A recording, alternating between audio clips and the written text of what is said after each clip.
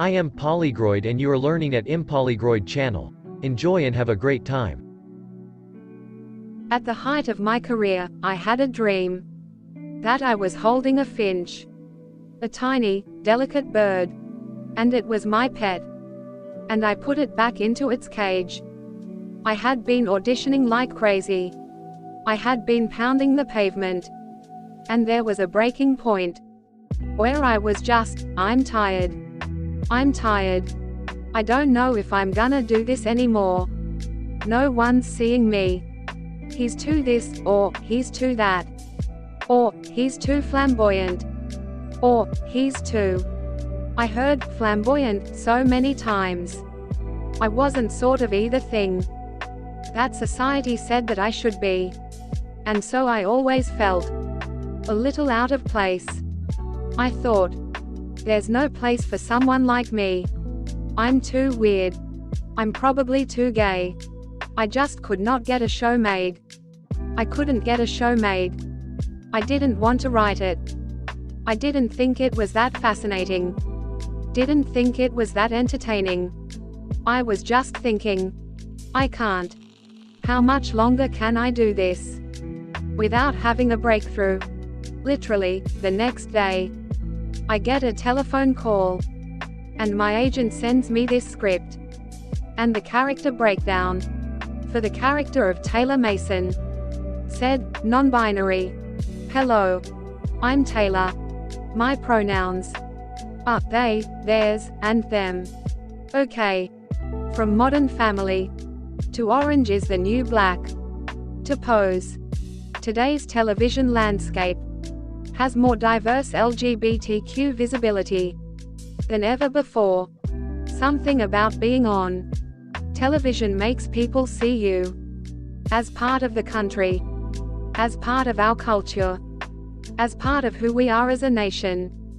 But this growing range of representation was not easy to come by. The truth is, there was no LGBT presence on TV that I can remember. Certainly, no characters that I could identify with, being trans. We sit there, we watch TV, and we go, where am I? I'm not included in here. I'm here. The earliest representations I saw on screen of gay people were always people to be mocked. My being in bed with you, and you being a Tinkerbell. It was such cheap humor. And for some reason, people just loved it. We weren't getting anything when people were speaking softly. Gay people are protesting CBS's policies. We had to force television to respond. You're probably not gay. I am. It shouldn't make any difference. And if it does, and you don't love me now because of it, then you've never loved me at all. I remember watching the coverage of the AIDS epidemic, and there was anger, there was fear. I'm repulsed by his disease, and I'm repulsed by him. Fight back. Fight AIDS. ACT UP. Using TV, from ACTUP's perspective, was the whole game. Television helps us to make sense of who we are, and it humanized the entire situation. To say, well, this is actually somebody with AIDS. I have AIDS. I will probably not see the age of 30. I will probably die before I turn 30 years of age. You tune into television to hang out with these friends who, in some way, are reflecting your world back at you. Ricky, give us the male perspective. That's television. That's television at its best. I woke up and said, I'm coming out. I don't belong in a cage. No matter how beautiful it is. I'm gonna do this. This is so hard. But to think I've realized that I can't even say the word. It's a journey that needed to be shown. Because not everyone is straight, gay, or lesbian. Some of us are bisexual. And truly, truly bisexual. I never thought that women who looked like me and who shared my experiences, could be the centers of their own universe. We 110% had to write our own show to get the representation that we needed to see on TV. I have to do this myself. If I want to see this on television, I'm going to now take over television. I just wanted to tell my story accurately. I didn't think that there were so many of me that needed that story to be told as well. Ma. MMHMM. I'm gay. I didn't realize that I was the revolution that I was waiting for. When I was 5 years old, we got our first television on the block. It was a little Mercury, and it was round, 10-inch round, and the whole neighborhood would come and watch the Howdy Doody show. Boys and girls there at home. Hi, kids. And kids in the gallery, what time is it? Howdy Doody time. The noise and the constant movement. That was attractive to any child. I remember sitting in front of it for hours on end. My father was on television. Before we owned a television, we bought a television so we could watch him on Caesar's Hour and Show of Shows. So I'm the first generation that grew up on television. Everything was live. I loved that. Back then, it was event television. Families watched as one. There was no DVRs. There was no TiVo. So if you wanted to watch it, you had to watch it when it was on. That meant that everybody who was watching that show watched it at that time. So they had the shared experience. We got a television just in time to see the best thing preceding Watergate, the Armour McCarthy hearings. I definitely remember the Armour McCarthy hearings because my mother would always put them on when she was ironing in the late afternoon. I remember them very well. But you must understand, I was a very little girl, and I didn't know what homosexual meant. There was under the investigation some very serious allegations with reference to homosexual behavior on the part of a group of Army officers at a large Army base in the South. It's the first time homosexual was actually said on television. It was explosive in many ways. Everyone's attention was on it. And it was live. Over the course of 8 weeks, an estimated 80 million Americans tuned in to watch as the Armour McCarthy hearings were broadcast, gavel to gavel, on ABC. The televised hearings were the culmination of Senator Joseph McCarthy's inquisition to purge the American government of communists and people he considered sexual subversives.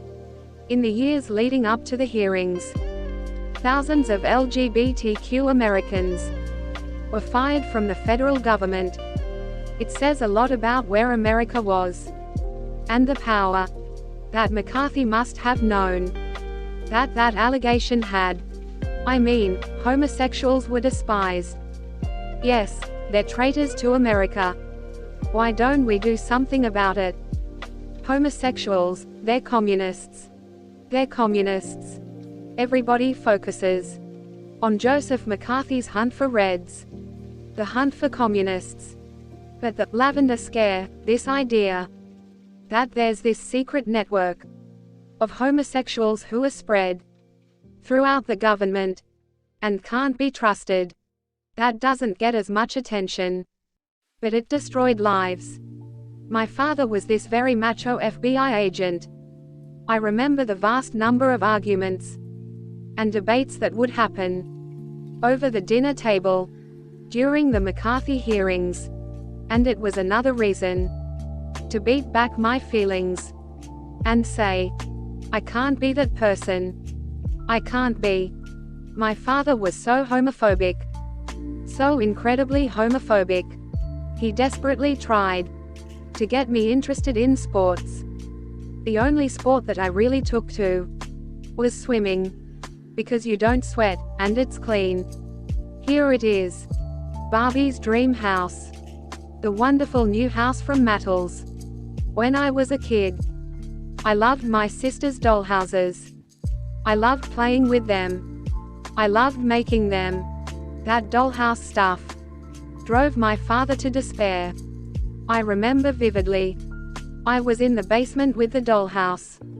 My father came downstairs, saw what I was doing, took me by the arm, took a washcloth, wet it, and smacked the living daylights out of me across the face. And I was a sobbing wreck. As McCarthyism spread fear about gay people, scripted television followed suit. The code of practices for television broadcasters prohibited any positive portrayal of homosexuality. The homicidal lesbian became a popular villain, and gay storylines often ended in suicide. Buddy was a victim of the standards you erected for him. Either a man or a homosexual, which he was. Talk shows of the 1950s and 1960s featured psychiatrists discussing alleged causes of homosexuality. The most common expressions of difficulty is the aggressive, dominant, controlling mother. A child's maleness should be emphasized.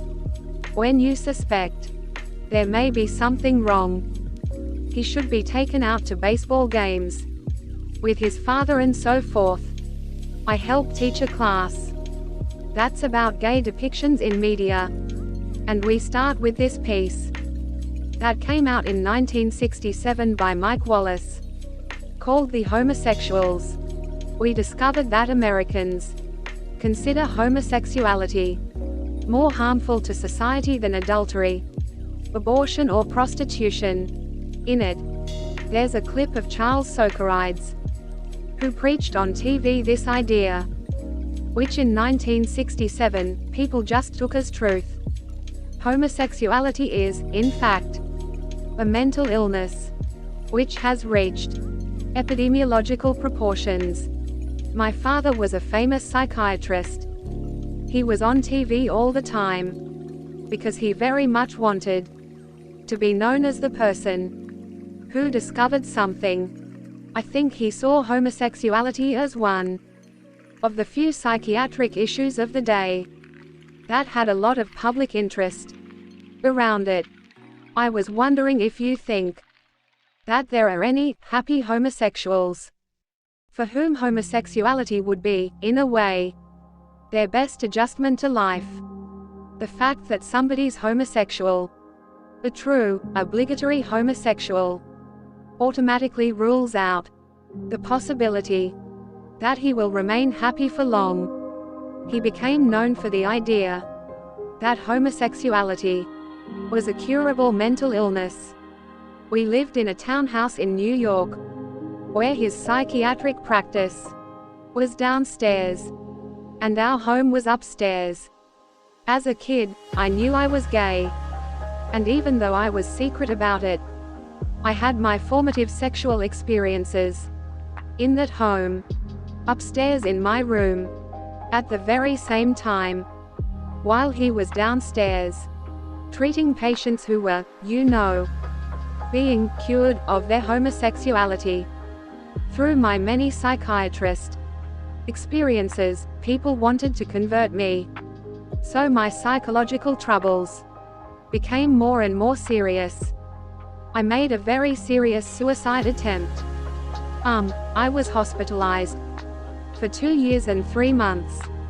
As a teen, do you remember how you felt when you first realized that you were a homosexual? Frightened. Terribly frightened. Mike Wallace said to me many years later, he had a lot of regrets about doing that program on a network like CBS, which was, at that time, the gold standard for news and information. He regretted that so much of the program was devoted to the views of people like my dad. It just wasn't accurate. It would be one thing if it was a tough but accurate portrayal. But it wasn't. But it did give you at least a glimpse of representation. And a glimpse of, wait a minute. There are more people like me out there. What do you think caused your sexual orientation? Have you thought about it? I have thought about it. But it really doesn't concern me very much. The first subject that they interviewed made no excuses about his homosexuality. He didn't find it any different than a hair color or an eye color, any of those traits. It was just part of who he was. For someone to be able to convey that to an audience of millions back then was bold and fascinating and forward. My dad knew that I was gay, I think, from the time I was a teenager. But we just didn't talk about it.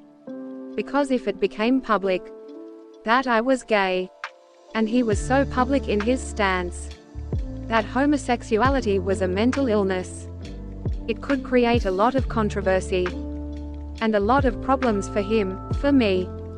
That scene that happens in When We Rise is an accurate depiction of what happened. This is a conversation that we've needed to have for a while. I think we both should be very careful. Dad, you know that I'm gay. I know that this conflicts with everything you do. No, no, no. This was not a very long conversation. And he said, "This is what you're making me do, Richard. Do you realize that? We both know it's not loaded. You'd never do it because you think too highly of yourself." I knew he wasn't going to kill himself, but he certainly had a flair for the dramatic. It was a sunny day in Palm Springs. We came to an intersection. I looked across, and there was this Rolls-Royce convertible, and this gentleman, as he pulled up. And they stopped. "Hi, Kirk." And it was sort of an aura, because he had so much jewelry on him that the sun was bouncing off the gold. You know, the diamonds on his face, the reflections and auras. And I remember just being like, I've never seen anybody like this in my life. I asked my father, "Who's that?" And he said, "That was Liberace. My grandma loved Liberace. Oh, that man. He sure can play that piano. I love Liberace." And would just sit, looking like, okay. I remember my parents talking about, they were at our neighbor's house. This neighbor, who was super conservative, was finding out at this party that Liberace's gay. But he's such a good piano player. I'm like, do you know? You gotta know. Liberace's the gayest gay, right? I certainly knew Liberace was gay. Pardon me, sir. Women did not have a problem with it. They loved Liberace. Thank you. Gee, when I hear him sing, it feels like he's right beside me. My parents would talk about Liberace. He was the only person they thought might be a homosexual. Now, my mother thought that homosexuality was basically a disease that men got from the hairspray in the beauty salon. Hey, as flamboyantly gay and campy as he was, people always wondered, well, I mean, how did this not become an issue? Ultimately, as tabloid journalism came into our lives. Later in his career, it did. But I always thought he was having so much fun with it. I told those newspaper people. There were men in my audiences too. And it was so contagious. And he loved what he was doing, that people went right past it. We weren't one of those houses where the TV was always on. But then Nick at Night happened. I was being essentially raised on the same television that had raised my parents. That was really my introduction to television as a medium. The first time I ever saw Sheila Keel She was on the Dobie Gillis show. That was one of the shows I used to watch. She played Zelda Gilroy. We will be married. Live in a split-level house. With a lawn and rhododendron bushes. And we'll have 3 children. She had personality, energy. And she had a specific perspective. And I loved seeing a character who wasn't just somebody's cute girlfriend. Zelda was not the typical beauty you would have. She was more of a tomboy. More of one of the guys. And it made her extremely endearing. And you wanted her to be your pal. Well, team, it was a tough struggle. But I got our engine in 14 feet of water. That's our engine. The Zelda character was so popular. They wanted to do a pilot for a series of my own. And so it was a wonderful time for me. Very heady. Because I helped with the casting. I was called in on all the writing meetings. I was treated like a grown-up, which I just barely was.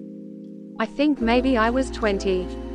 We made the pilot, and we heard everyone was very high on the pilot, including CBS. And then, suddenly, it just sank like a stone. And I didn't hear anything. The director, Rod Amato, asked me if we could have a talk. And he told me that Jim Aubrey, who was the president of CBS at the time, had seen the pilot and had said, "That pilot's going nowhere. Because she's just too butch." And, of course, what I thought is that everybody knew. The fair Zelda and Dobiedo. I was in a relationship. When I was doing Dobie.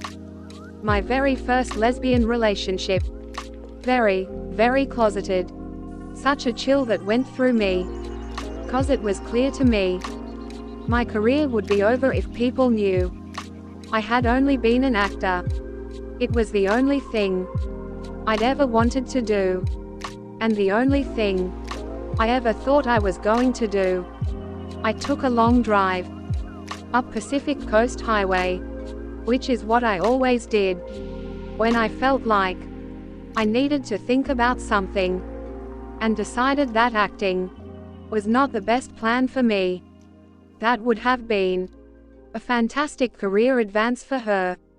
But to have it stopped because she was perceived to be too butch also sent a special message to me that I've got to watch my behavior.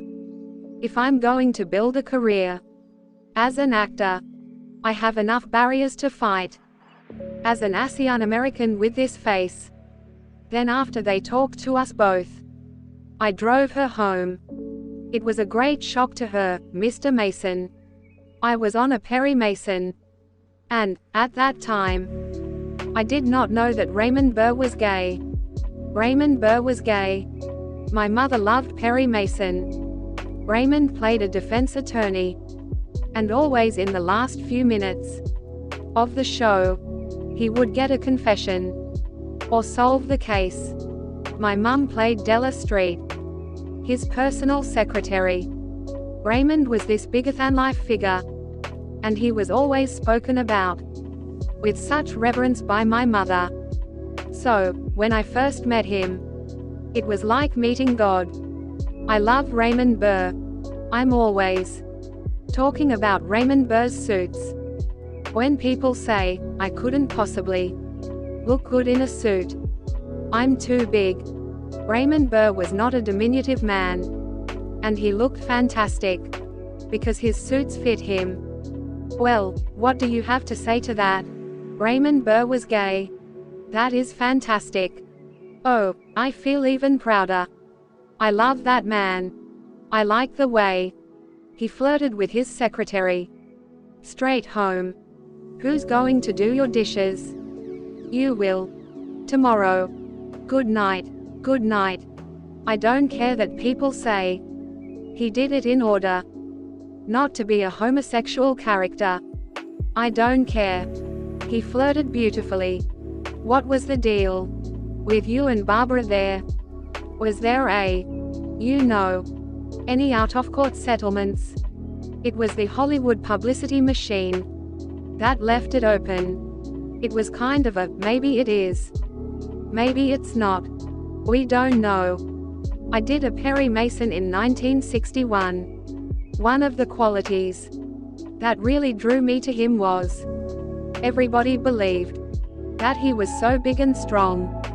But he was just an excited kid. Underneath all of that, the persona that he was projecting was totally different from what he gave to me, particularly when we moved in together and got to really know each other well. Everywhere he went, I went. He always introduced me as an assistant, or associate or producer or whatever. He never said, "This is my partner." And years later, I've talked to people who were at places with Raymond, and they never remember me. And that's fine. That's the way it was. Raymond Burr was a really good friend of mine. I had dinner with Robert and Raymond in restaurants that I would never have gone to. They would have been much too expensive. I did not talk about my sex life, and I didn't ask them about their sex lives. I have the utmost respect for people who had to live a double life and couldn't be just who they were. They had to create, other personas, I guess. I think the crew knew. The producers knew, everybody knew. But it was just never talked about. He was protected by the studio because he was their star. Look, in those years, Raymond Burr and many other people would not have had a career if they would have said that they are gay. In the 1960s, homosexuality was considered a crime in 49 out of 50 states. Police regularly raided LGBTQ establishments and arrested patrons. But beginning in the early morning of June 28, 1969, at a bar in New York's Greenwich Village, called the Stonewall Inn, the LGBTQ community fought back. For 6 nights, television did not cover the Stonewall uprisings at all. And I think this is one of the great failures of American television, that they were missing in action. Stonewall wasn't covered on television because LGBT people were cast as the dregs of society. And so the people who were in charge of what was seen on television or what was written about, they didn't care. So, in the 60s, everything blew up. There was the Vietnam War, which divided the country. You had Lyndon Johnson, who chooses to not run. Bobby Kennedy, who looks like is going to take on the anti-war mantle. He gets assassinated. And then Richard Nixon emerges. He runs as the law and order president and inherits this country that is culturally, politically, sexually, and every other way divided. Richard Nixon, I was trying to tune into the damn baseball game. And then the game went off. And CBS came on with a movie. They had 2 magnificent, handsome guys. And this stupid old fellow in it. They were glorifying homosexuality. Johnny Hrlichman. What's it called? I've never. Archie is the guy's name. What is all this anyway? What do you got here? What is that, whipped cream there? It's clam dip. Clam dip. Who are you having here? The Duke of Windsor. Roger. Roger, the fairy. All right. All in the Family debuted in January of 1971. It was beyond cutting edge. We dealt with, race relations, the Vietnam War, sexuality, homosexuality. How was the trip? Fabulous. Mike, it was the most super trip. In fact, it was an absolutely stunning, exhausting, incredible experience. When is he gonna land? I had a friend, Roger, and he dressed very foppishly. He was not gay. But Archie was convinced he was gay. I was meathead. I played his son-in-law. We used to fight about everything. Just because a guy is sensitive and he's an intellectual and he wears glasses, you make him out a queer. I never said a guy who wears glasses is a queer. The guy who wears glasses is a forays. The guy who is a fag is a queer. When the show went on the air, the network objected to this and that. And I said, what we're doing is nothing that you wouldn't hear in a playground of a school anywhere. This is America. This was after seeing shows like Father Knows Best, Leave It to Beaver, Ozzie and Harriet, where everything was kind of whitewashed, and Suburban Picket Fence. The main thing that Norman was after was reality and truth, to basically show people as they really are. His approach was first make it real, so that people can identify with the situation, then make it funny. The protagonist was an antagonist, someone you shouldn't identify with if you cared about anything about humanity. Archie Bunker, taking a blue-collar, prejudiced, know-it-all, bigoted man, and making him the object of both identification, but also amusement. Growing up in the Mormon church in Texas, we certainly weren't allowed to watch All in the Family, 'cause that was a bit too progressive. And probably right there, I missed one of the first depictions of a gay person on television. You bachelors, you got M coming and going like running water, huh? Whatever you say, Arch. In the episode, it turns out that Archie's friend, who is an ex-football player, is gay. How long you known me? 10, 12 years. Yeah. In all that time, did I ever mention a woman? Oh, come on, Steve. It's the first time ever, on an American sitcom, that a character came out and said he was gay. I'll see you later, pal. I remember watching that episode with my grandmother. Queerness was not really talked about at my house, and so that was the first time I started to understand what being queer or different meant. CBS was nervous about airing it, and they had a huge disclaimer. The censors were figuring out, what can you say, what can't you say? This was something that was issued by the standards and practices. It says, we ask that homosexual terminology be kept to an absolute minimum, and in particular the word fag should not be used at all. Queer should be used sparingly, and less offensive terms like pansy, sissy, or even fairy should be used instead. So, that's what you had and that's. And Norman said, forget that. I was just using the language of the day. I wasn't providing the language. What could prove it better than to have the President of the United States engage, just as any ordinary guy might be engaged, in a conversation, from his point of view, about that show? Richard Nixon. The last 6 Roman emperors were fags. You see, homosexuality, immorality in general, these are the enemies of strong societies. That's why the communists and the left-wingers are pushing it. They're trying to destroy us. The point that I make is that, God damn it, I do not think that you glorify, on public television, homosexuality. Nixon was someone of a different generation who wasn't happy with the change that's taken place in the country. And I think that is something that will always exist.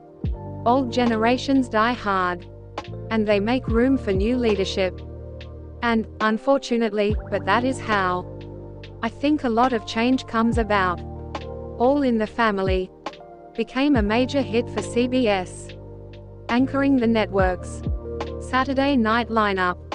Executive producer Norman Lear continued to bring LGBTQ characters into the lives of the Bunker family. Later in the series, a lesbian character was introduced at the funeral of Edith's cousin, Liz.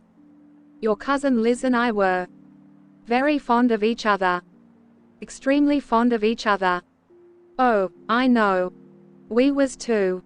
No. This was more like a marriage. A marriage. Oh, but it couldn't be. I mean, you and cousin Liz was both. Edith, of course. Who was patterned after. We always asked ourselves, what would Jesus do?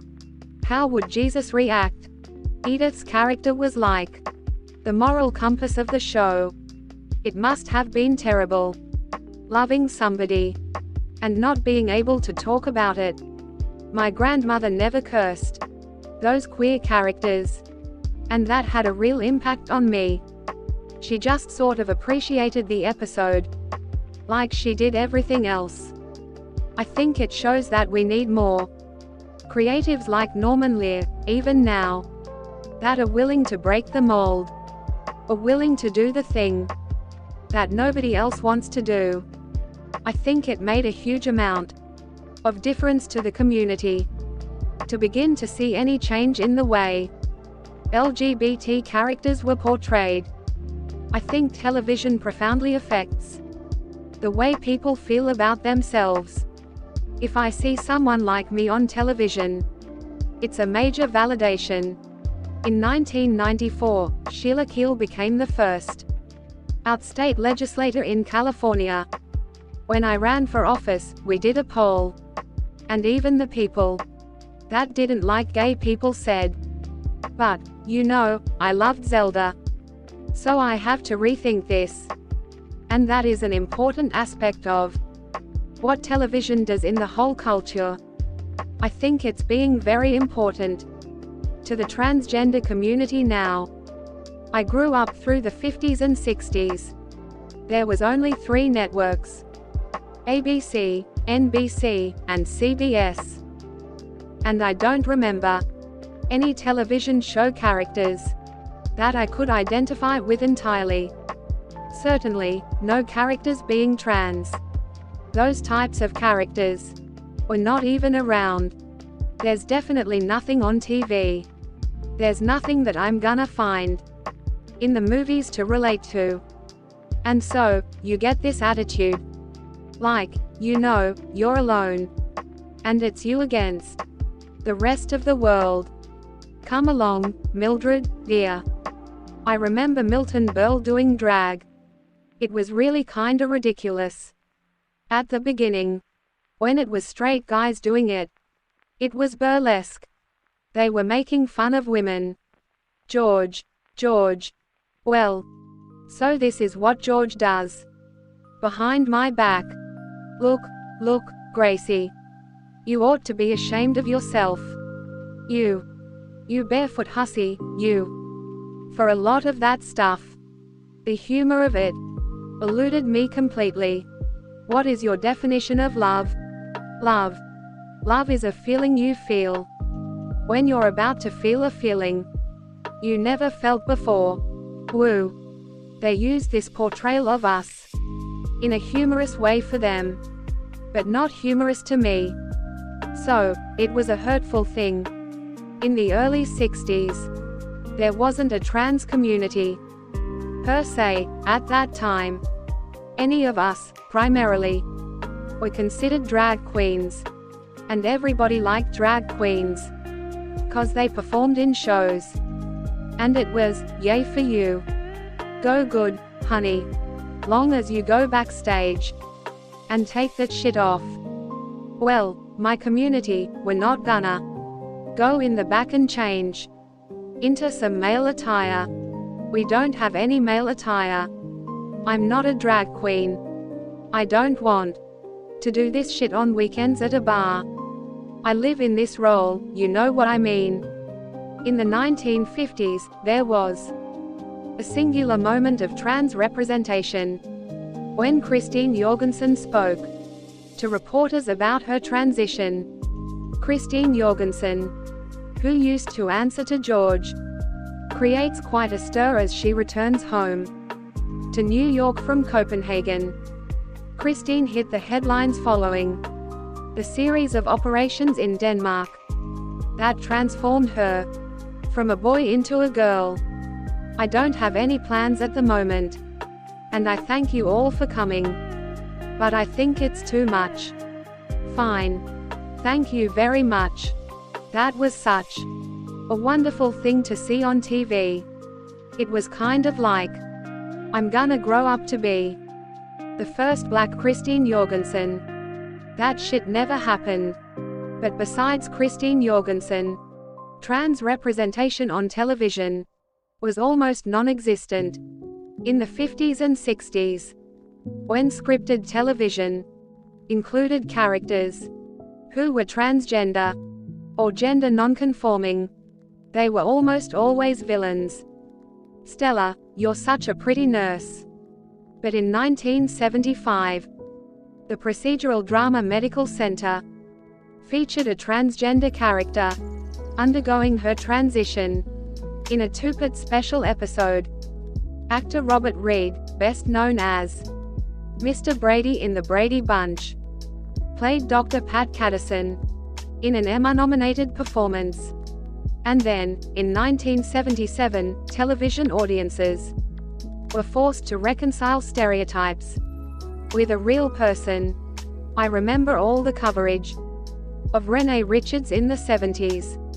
Now that's when I was a lot more aware of myself and who I was. And I was captivated by that. Richards, who had a sex change operation 2 years ago, wore gold earrings and lace panties for a first-round match against Virginia Wade, initially banned from playing women's tennis because she was trans. Renee Richards sued the U.S. Tennis Association and won, becoming the first trans athlete to play in the U.S. Open. It was hard to see what they put her through, but it was amazing to see her stick with it. And I felt that it gave the community a sense of pride in what she was doing, that we could take her strength from that. The same year that Renee Richards became a household name, transgender characters emerged on prime time on 2 shows, both developed by Norman Lear. My grandmother used to have the Jeffersons on all the time. She wanted to educate her kids as well as the ones that were behind her kids. Her grandchildren too, you know that we can strive. On October 1, 1977, the Jeffersons introduced a transgender guest character named Edie Stokes, George's buddy in the Navy, Eddie. Eddie comes back and Eddie is now Edie. And they would play jokes on each other. So, George thinks it's a big joke. Things were a little off, and you're like, what does this mean? Like, they cast a cis woman to play trans. And they didn't have the proper wording. Are you one of those guys that likes to dress up in women's clothes? Transvestites. Yeah, one of them. No. Good. But I still think it was a step forward to people seeing us as the people we are. It's hard for people to accept what I've done. I have a job I enjoy, a place of my own. I feel good about myself. George, for the first time in my life, I'm really happy. This was someone George knew, and someone he loved. But George had that reaction of, actually hurting his friend by running out on her. Hold the elevator. Yeah, George, you take care of yourself. Through Edie, the audience saw how transgender people were being treated. But then at the end, George comes around. Look, Eddie, I just wanted to apologize for the way I acted back at the hotel tonight. George, as a friend, I wish you'd call me Edie. Okay, sure. Edie. It gave that character the dignity of saying, this is me. and asking, George Jefferson, to play the fool, instead of the trans woman, to play the fool. George, there's a big rat in the bathroom. A rat. Here. What's a rat doing? Gotcha. Norman Lear also introduced a gender non-conforming character on All in the Family named Beverly LaSalle, who appeared in multiple episodes over the course of 2 years. Norman wanted that character to be authentic, so he hired Laurie Shannon from San Francisco to play the part. Wow. Do you think it's too busy? And Edith, of course, loved Beverly LaSalle. It didn't matter what her history had been. But it winds up that Beverly's killed. And it's a hate crime. It's like the worst possible thing you think could ever happen. I'm sorry, he just died. And we decided that Edith would lose her faith in God to see Beverly killed. Beverly was killed because of what he was. And we're all supposed to be God's children. It don't make sense. I don't understand nothing no more. Once we had the audience, and we had the acceptance of allowing us to go into these areas, then you could turn the flame up on the honesty of it, and the truth of it, and make it more dramatic. Ma, if there is a God, you're one of the most understanding people he ever made. We need you. As audiences were adjusting to the new array of characters on scripted television, a new format with all real people debuted on PBS. Hi, baby. I have a present for you. For me. Oh, how nice. Who from? Your ex-husband. Woohoo. It says, after 20 happy years. We had no connection with show business. Had no idea how it worked and didn't realize what we were getting into. An American Family was a 12-episode series that followed the day-to-day lives of the Loud family. I was totally aware that this was a very, very special project. I mean, nothing like this had ever been done. An American Family was the first reality show, and it was on PBS, ironically enough. It came out of documentary filmmakers who would follow people around and record their activities. Morning. Hello. People say it's the first reality show, and I guess it is in a certain way. But the reality shows of today, I don't think it's. They're not reality shows. I mean, they're totally staged. I always think of it more akin to like Grey Gardens, or, Cinema Verite. That's feta cheese. Well, don't put it in there. Where do you put it? Huh? Where would you put the cheese? If it's a cheese, it goes in the cheese container, doesn't it?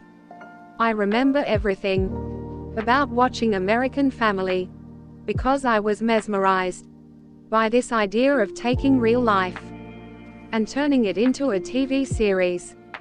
Before Pedro Zamora on The Real World, we had Lance Loud on American Family. And that was the first time you really saw a real gay person on your TV, and saw what their lives were like. One of the things that will make me happiest is if someday, if I became independent, because I like to be alone much better than I like living with people. Except Christian and I get along pretty well. We were outcasts in high school. Nobody in art class liked us. The people in sports hated us. We thought, we're not gonna settle for this shit. We're gonna make our own world. We thought having cameras follow us. We thought they should follow us around. We're fabulous. Lance would often say to me, Rufus, the worst thing that anybody can do. Worse than murder, worse than robbery, worse than anything, is to be boring. When he was putting that green lipstick on, with Delilah in front of the camera, he knew that he was making a revolutionary statement. He was a real dandy. And a kind of, very fey. Very flowery and lugubrious, He had a very romantic spirit. He was the first openly gay man on television. But it wasn't like he came out on television. He just was who he was. Viva la fiesta, baby. What have you been up to? He was shocked when people said that he came out on television. Lance was always out. He was proudly gay. And his mother knew he was gay. His family knew. That wasn't happening anywhere that I knew of. And so, it was really groundbreaking. That show. Really, really groundbreaking. I really am very proud of the way you're taking care of yourself. You really are a man. And if you need any help, or you want to come back, you're sure welcome to come back. Okay. Well, that's very reassuring to know. And they were very hip parents. Great examples for parents who were not so hip as to how you deal with a situation with which you never thought you'd have to deal. An American Family premiered on PBS in January 1973. And the press immediately seized on the Loud family. Critics zeroed in on Lance and his sexuality. Anne Roiff of the New York Times Magazine described the flamboyant, leech-like homosexuality of their oldest son Lance, and described him as an evil flower. What they did was review the family. They didn't review the documentary. A lot of people wrote about the show. Many of them were highly critical of the family. I probably deserved it, but Lance didn't. And I felt terrible that I had gotten them into this thing. So, we fought back. We went on a lot of shows. We did the Dick Cavett show. Let me ask you this bluntly, now. If you had it to do over again, a quick yes or no, would you do it again? I say no, Bill says yes. The reason we did it was, we are very proud of the family. Proud of what we'd done for 20 years. We've lost dignity. And we've been humiliated. As a result of it, our honor is at question. But it turned out that most of the people who saw the show understood what kind of a family we were. Very normal family. And they felt that they could relate to us. We started getting all these letters from people. We got thousands of letters. And a lot of gay kids from all over the country wrote in. And they said how inspired they were to live their own lives and be who they are and be proud of themselves. And Lance inspired them. It really said to us that you're not alone, that someone else is having this experience, and that was all we needed.